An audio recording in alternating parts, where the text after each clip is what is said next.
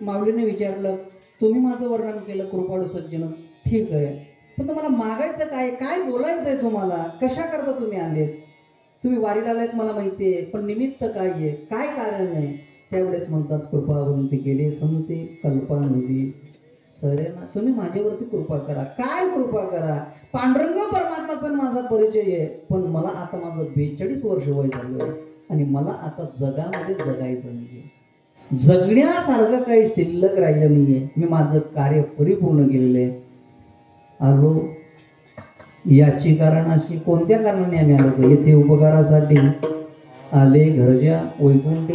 माझं कार्य परिपूर्ण झाले, आता मला जगामध्ये राहायचंय. नसते प्राणा समावले अंते समय विधित्व अतिरिक्त व्यक्ती. आता जगण्यासारखं या जगामध्ये काही शिल्लक नाही, म्हणून मला आता पुढचा प्रवास करायचा आहे.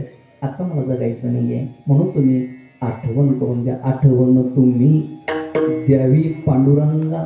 भगवान ज्ञानोबांकडे जात असताना काकुलतेने जात आहेत, नम्रतेने जात आहेत. नम्र झाला भूता तेने कोंडिले अनंता, थोरपणपा सांडीजे वित्पत्योगी विसरीजे परी जगाता कुठे होईजे ते जवळी माझे. नम्रतेने जगद्गुरु तुकाराम महाराज ज्ञानोबांना सांगतायत, तुम्ही एकदा आठवण करून द्या.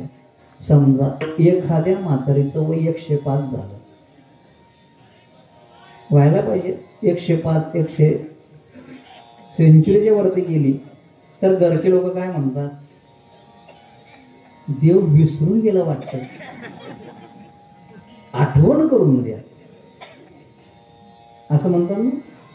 पांडुरंग परमात्माकडे माणसाने जगावं कसं, जगण्याचा हेतू काय आहे? जगद्गुरु तुकाराम महाराज म्हणतात, मी ज्या कार्यासाठी आलेलो होतो ते कार्य माझं परिपूर्ण झालेलं आहे, आता जगायचं नाही. आठवण तुम्ही द्यावी पांडुरंगा. माझं कोण आहे मला कडून चुकलेलं आहे, तुमच्याशिवाय माझं कोणी नाहीये. आणि आपल्या जगामध्ये आपलं कोण आहे? मी नेहमी सांगतो, आपलं कोणीच नाहीये. एक संन्यासी महात्मा होता. एका महात्म्याच्या जीवनचरित्रातली ऐकलेली कथा आहे. संन्यासी महात्मा होता. मंद मंद मंद पाऊस चालू होता. दुपारचे 11 वाजले असतील. 12 वाजण्याकडे काटा चाललेला होता. महात्म्याच्या पोटामध्ये कावडे ओरडायला लागले, भूक लागली. तुकाराम महाराज म्हणतात, जरी संन्यासी झाला तरी मध्यान्नाशी तोंडवाशी. जरी झाला संन्यासी मध्यान्नाशी तोंडवाशी. भूक लागली पोटामध्ये, प्रचंड भूक लागली.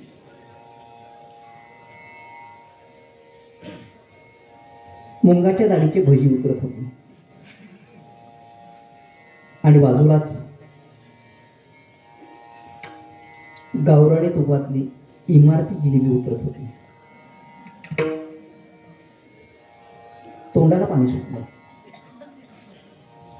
तुमच्याही सुटलं असेल, महात्म्याशी तोंडाला पाणी सुटलं.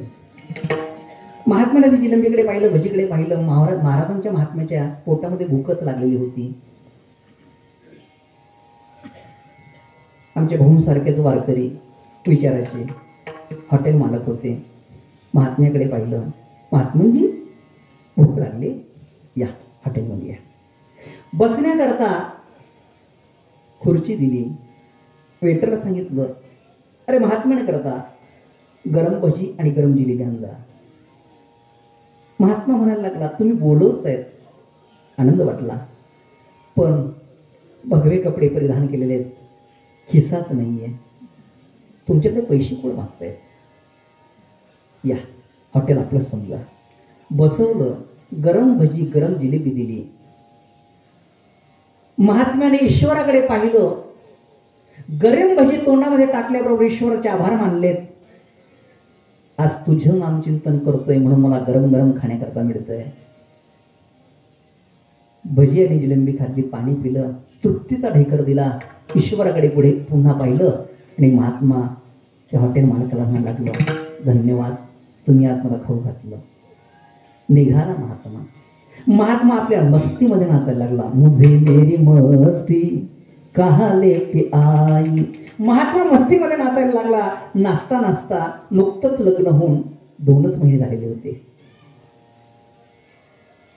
पत्नीशिवाय राहतच नव्हता, बायकोच्या मागे पुढेच फिरायचा. ती धुणं धुत बसलेली होती. तसा तो धेनुवल्लभच होता. धेनुवल्लभ कळालं नाही? कळालं? सरळ भाषेत त्याला नंदीबैल म्हणतात. तसा तो नंदीबैलच होता. बायकोच्या मागे पुढे, बायकोच्या मागे पुढे, बायकोच्या मागे पुढे तो बायको जवळच बसला. ती धुणं धुत बसलेली होती. जिन्याच्या पायऱ्यावरती तो बसलेला होता. बायको धुणं बसलेली होती. महात्मा आपल्या मस्तीमध्ये नाचत होता. नाचता नाचता महात्म्याच्या पायाचा चिखल तुडवला आणि त्याच्या बायकोच्या गालावरती जाऊन उडाला. जसा चिखल गालावरती पडल्याबरोबर तो उठला आणि म्हणायला लागला, ए भगवे कपडे परिधान करतो तुला की मस्ती आली नाचण्याची, लाज नाही वाटत? तेवढ्यावरती थांबला नाही. महात्म्याच्या जवळ गेला आणि महात्माला म्हणायला लागला, तुला लाज वाटली पाहिजे, नाचतो दुसऱ्याच्या बायकांवरती चिखल उडवतो तुडवतो. तो म्हणायला लागला, याच्यामध्ये माझी चुकी म्हणून नाचायला लागलो, ईश्वराचे आभार मानायला लागलो. ते म्हणायला लागला, बाकीचं मला माहिती नाही. रागाच्या भरामध्ये, संतापाच्या भरामध्ये तो म्हणायला लागला, मी बायकोवर इतकं प्रेम करतो आणि आज माझ्या बायकोला तुझ्यामुळे चिखल खावा लागला म्हणून कानफट्ट्यामध्ये जोराची मारली.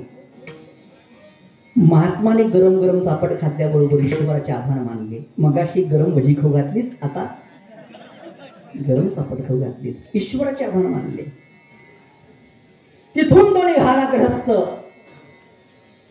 आणि तड तड तड तड तड जिन्यावरून चढायला लागला. चालता चालता त्याचा पाय घसरला. पाय जसा घसरला तसा जमिनीवरती खाली पडला. जसा जमिनीवरती पडला तसा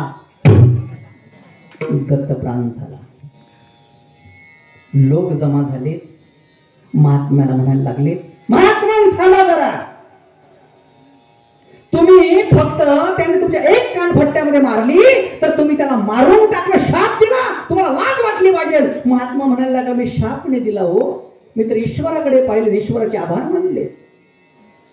आभार मानले हो. कोणी घटना पाहिली का परिपूर्ण? महात्मा म्हणायला लागला. तेव्हा एक ग्रस्ताने वरती हात केला, घटना मी परिपूर्ण पाहिली.